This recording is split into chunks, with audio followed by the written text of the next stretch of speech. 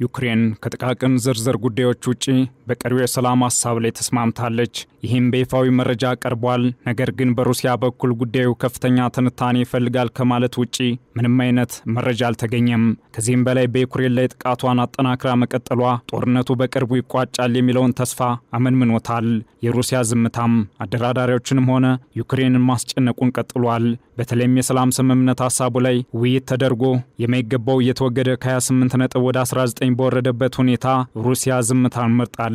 ወዲህም ባጠናከረችው ጥቃት የዩክሬንን መዲና ደጋግማ እየጎበኘች ትገኛለች። ለድርድር በሬ ክፍት ነው የምትለው ዩክሬንም ያጸፋ እርምጃውን ገፍታበታለች። በዛሬው ዓለም አቀፍ ትንታኔ ዘገባችን የሰላም ስምምነቱን ቁመናና ተያያዥ ጉዳዮችን እንመለከታለን። አበረስሜነ ነኝ።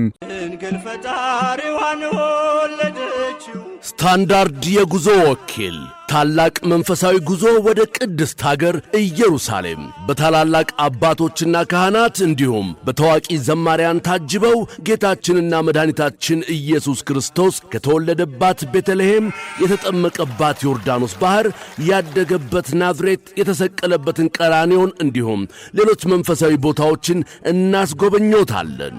በኢየሩሳሌም ለእኩለ ጾም፣ ለትንሣኤ፣ ለዳግማዊ ትንሣኤ፣ ለዕርገት፣ ለጰራቅሊጦስ፣ ለደብረ ታቦር፣ ለመስቀል እንዲሁም ለልዳ ጊዮርጊስ ለጉዞ በምዝገባ ላይ ነን። ያለን ቦታ ውስን ስለሆነ ፈጥነው ይመዝገቡ። ለመስተንግዶ እንዳያስቡ ባለ 4ና 5 ኮከብ ሆቴል ከዘመናዊ ባስ ጋር ተዘጋጅተው ይጠብቆታል። አድራሻ ቦሌ መንገድ ናይል ሶርስ ሕንፃ 3ኛ ወለል ላይ ቢሮ ቁጥር 307። ለበለጠ መረጃ በ0911 46 1277 ወይም በ0911 23 6618 ይደውሉ።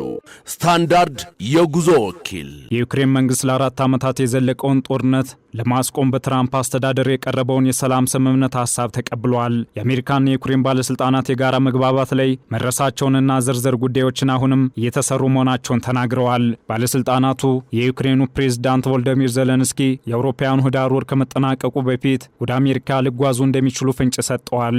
የአሜሪካና የዩክሬን ባለስልጣናት ቀደም ሲል ዜሌንስኪ በዚህ ሳምንት ወደ አሜሪካ ሊጓዙ እንደሚችል ተናግረውም ነበር። ዩክሬናውያን በሰላም ስምምነቱ እንደተስማሙ የአሜሪካ ባለስልጣናት ተናግረዋል። ያም ቢሆን ግን ሊፈቱ የሚገቡ ጥቃቅን ጉዳዮች መኖራቸው እየተገለጸ ነው።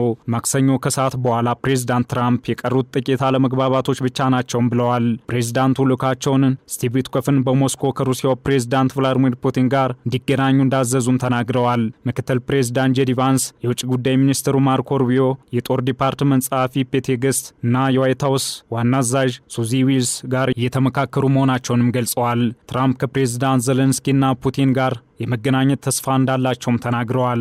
ያን ማድረግ የሚቻለው ደግሞ የጦርነት መቋጫ የመጨረሻው ምዕራፍ ሲደርስ ብቻ ነው ብለዋል።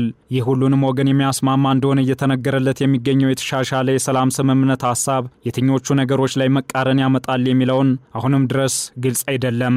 የትኞቹ የክርክር ነጥቦች እንደቀሩ ትራምፕ ለቀረበላቸው ጥያቄ መልሳቸው መደበኛ ነገሮች ማለታቸውም ምናልባትም በሩሲያ ወገን ተቀባይነት ላይ ኖሮ ይችላል የሚለውን ስጋት አጉልቶታል። ነገር ግን በሚቀጥለው ሳምንት ወደ ሞስኮ እንደሚጓዙ የሚጠበቁት ልዩ መልእክተኛው ስቲቭ ዊትኮፍ አንዳች ለውጥ የሚፈጥር ውይይት እንደሚያደርጉም ይጠበቃል። ባለፈው ሳምንት አሜሪካ ዩክሬንም ሆነ ሩሲያ ወደ ጠረጴዛው ለማምጣት የሰላም ስምምነት ላይ ከፍተኛ ስራዎችን ሰርታለች። ከዚያ ወዲህ ባሉት የውይይት ሂደቶችም በዩክሬን በሩሲያና በአሜሪካ መካከል ተጨማሪ ድርድር የሚያስፈልጋቸው ጥቂት ነገር ግን የማይታለፉ ዝርዝሮች አሉ። ዩክሬን በአቡዳቢ እየተካሄደ ባለው ውይይት የአሜሪካን የዩክሬንና የሩሲያ ባለስልጣናትን ጨምሮ የሰላም ሐሳብ ዋና ነጥቦች እንደተስማሙ ቢገለጽም በሩሲያ በኩል ምንም አይነት ፈጣን ምላሽ አልተሰጠም።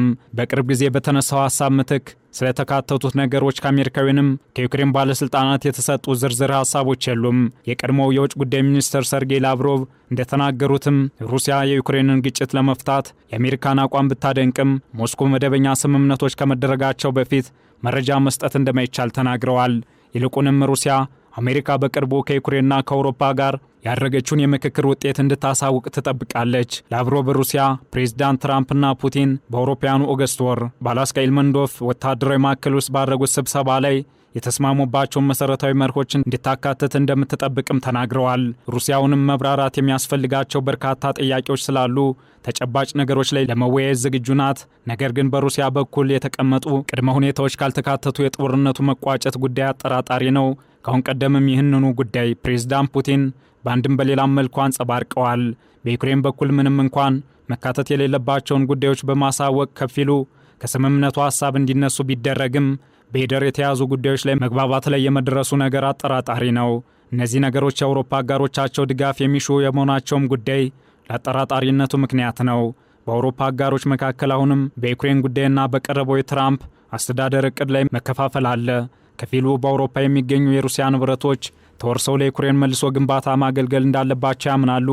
ገሚሶቹ ደግሞ የለም እንዲህ አይነቱ እርምጃ ከጠቀሜታው ይልቅ ጉዳቱ ያመዝናል ባይ ናቸው።